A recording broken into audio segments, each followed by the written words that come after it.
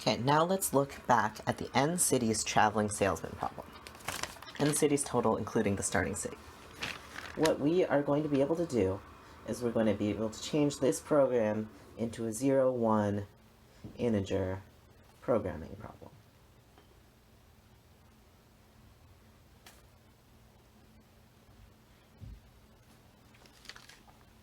Okay, so for each pair of cities, I not equal to j,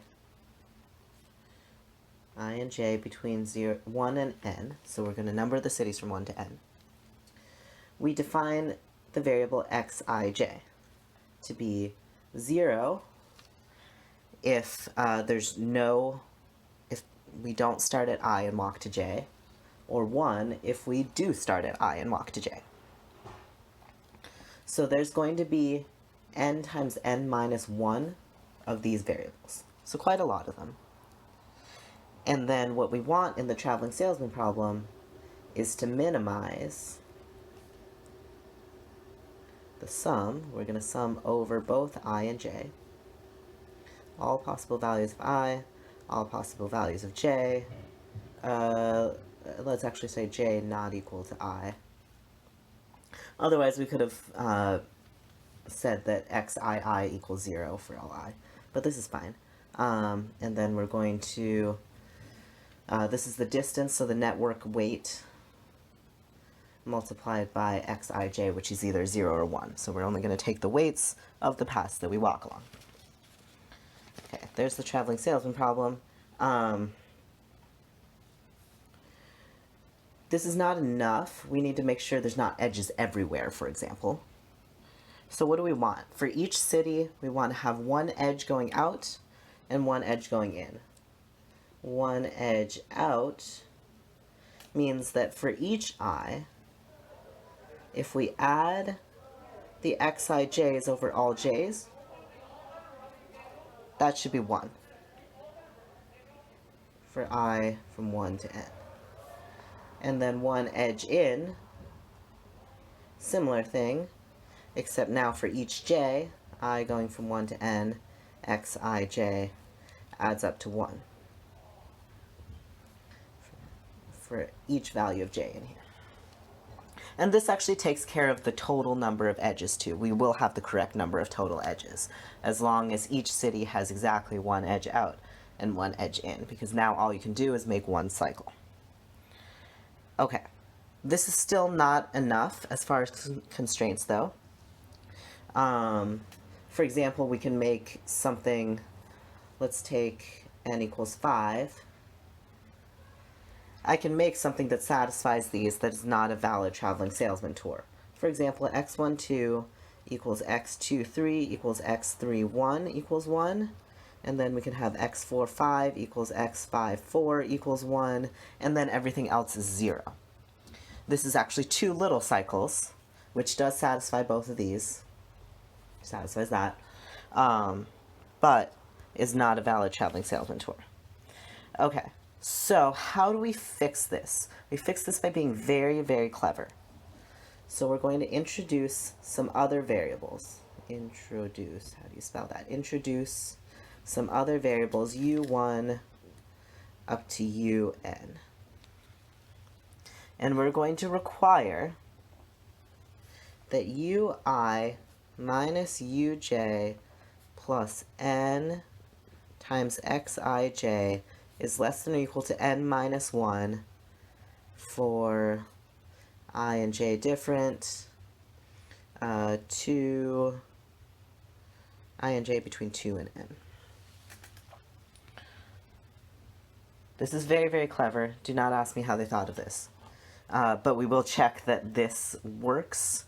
This is enough to eliminate cases like that, and only cases like that. Okay, first let's see that this illegal thing doesn't work.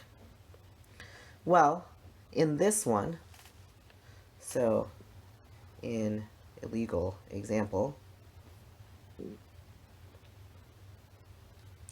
let's look at, let's put I equals 4 and j equals 5.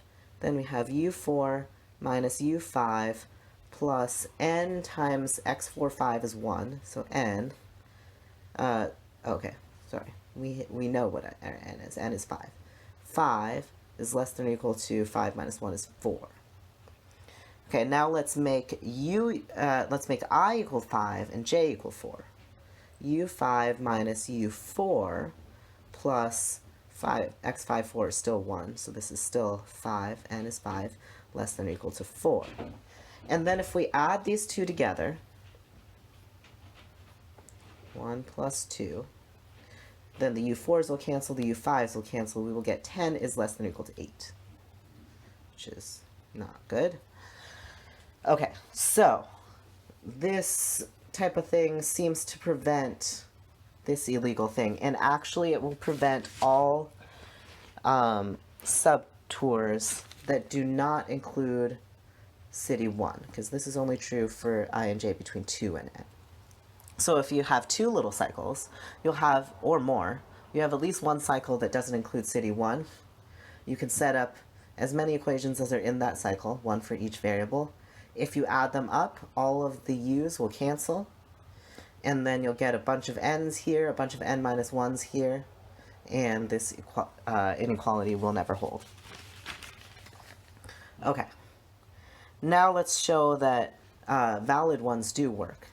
So this just says we have to be able to pick u1 up to un, non-negative, that makes all of these work.